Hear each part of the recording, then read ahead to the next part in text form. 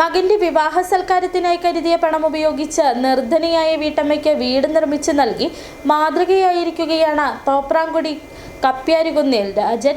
വിവാഹം ലളിതമായ ചടങ്ങിൽ നടത്തിയ ശേഷമാണ് ഈ പണം ഉപയോഗിച്ച് തോപ്രാംകുടി കോട്ടയിൽ രാജമ്മ കുമാരൻ എന്ന വിധവയായ വീട്ടമ്മയ്ക്ക് വീട് വെച്ച് നൽകിയത്.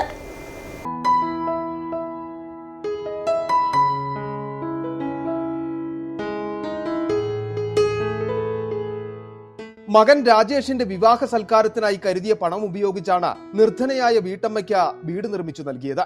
തോപ്രാംകുടി ടൗണിൽ KR സ്റ്റോഴ്സ് എന്ന പലചരക്ക് വ്യാപാരിയായ കപ്പ്യാരുകുന്നേൽ KR രാജനാണ് മകന്റെ വിവാഹം ലളിതമായ ചടങ്ങിൽ നടത്തിയ ശേഷം ഈ പണം ഉപയോഗിച്ച് നിർധനയായ വീട്ടമ്മയ്ക്ക് വീടൊരുക്കിയത്.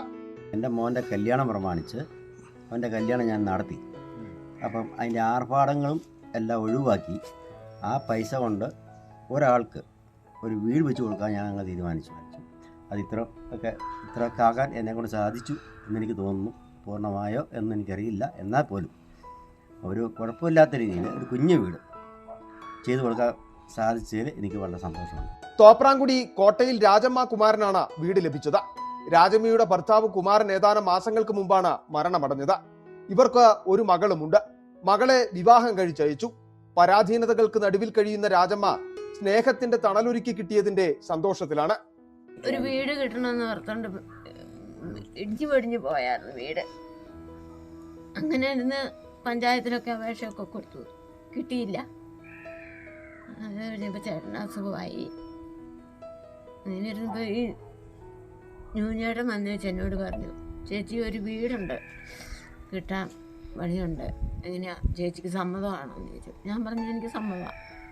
ആ കുന്നേന്ന് ഇങ്ങോട്ടൊന്ന് ഇറങ്ങി പോരാൻ വേണ്ടിയിട്ട്. ചേട്ടൻ അസുഖമായിട്ട് കിടക്കായിരുന്നു. പെരപണി തുടങ്ങിയപ്പോൾ ചേട്ടൻ മരിച്ചു. എറണാകുളം സ്വദേശി അജീഷിയെയാണ് രാജേഷ് വിവാഹം കഴിച്ചത്. ഇരുവരും വിദേശത്താണ്.